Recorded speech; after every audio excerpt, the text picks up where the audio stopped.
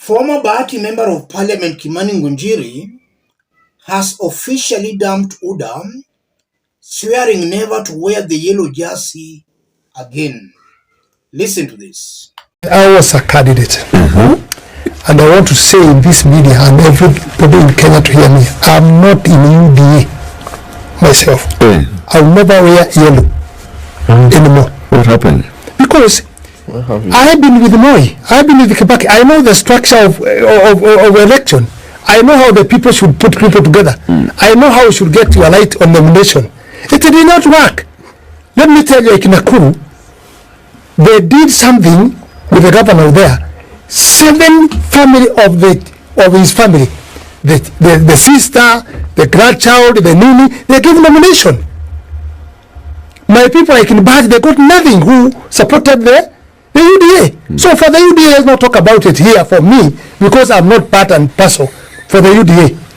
I will support the president.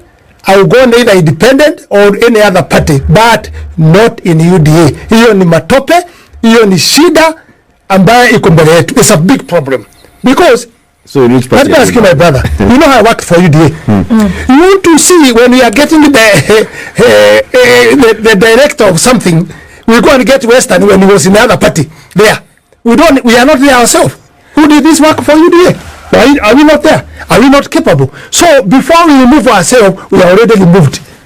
Before we remove ourselves, already we are removed. We are nowhere. Someone like me, they are appointing people, they are giving people position. Where am I? I was almost dying fighting for the UDA. He also went further to talk about 2007 and the political naivety amongst Kenyans.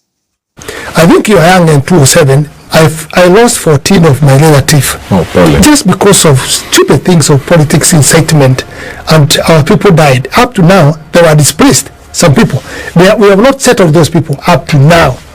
We have not completed. So I would say that the point I would like maybe to agree with you and support you, and there's a message we need to repeat and to repeat and to repeat again. Who elected these leaders who are there? Who elect the MCA? Who elect the MP? Who elect the governors? And who elect those people? The problem starts with Wanjiku. When he is given money, bread, he just go and vote in a different way. Some go and vote in the party line. Some go and vote on the tribal line. So if Wanjiku want to shape this country, he can do it. But because he is like now in our place, in Bahati, they were given, my comrade was buying the vote with 2,000. You give him ID, he give you 2,000. So you have sold your freedom or your hope, 2,000 for 5 years. So now you are complaining. What are you complaining for? What are you complaining for? You did it yourself. Let's put all that into perspective.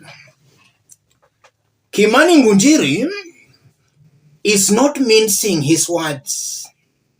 He's making it very clear and straight as to why he has abandoned UDA party. Ruto is not giving him any job in the government. So he's dumping UDA because he's not benefiting. He worked so hard campaigning for Ruto, but Ruto is not reciprocating his hard work.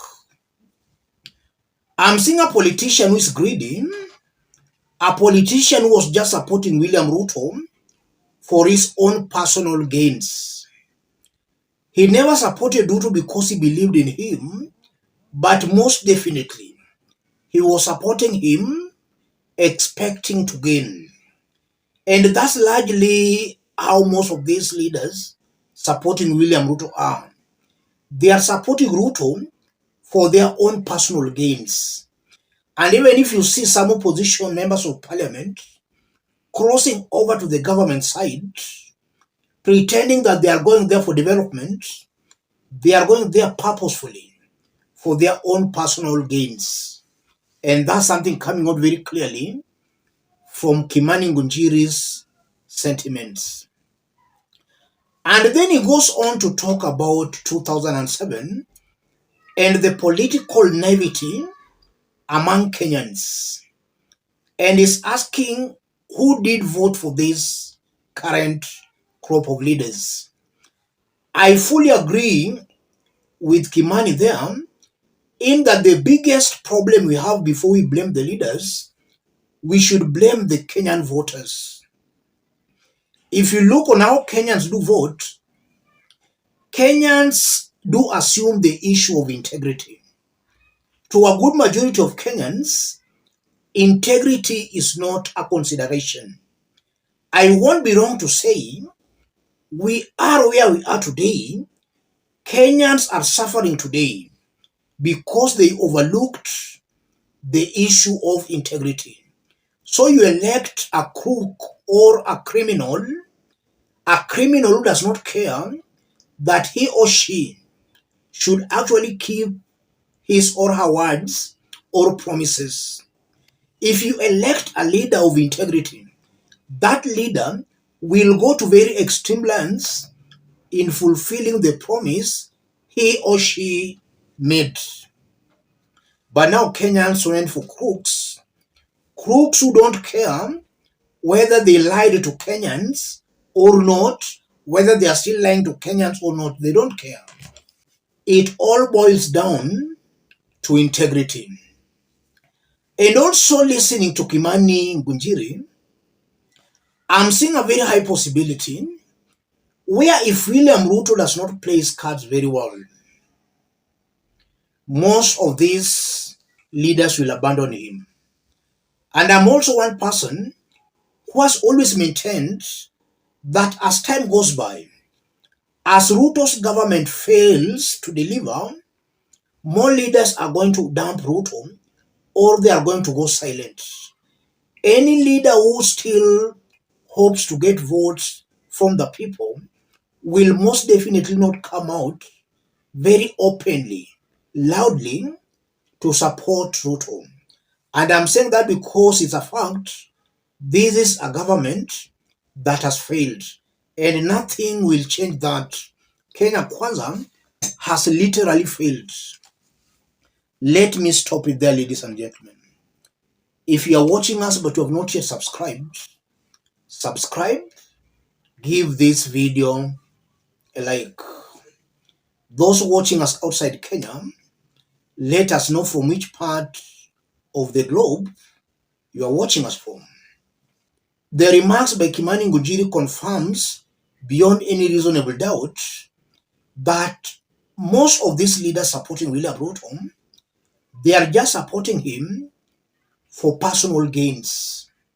So I won't be wrong to conclude once again that Kenya Kwanza is full of self-seeking leaders who are just there to make money and to benefit themselves.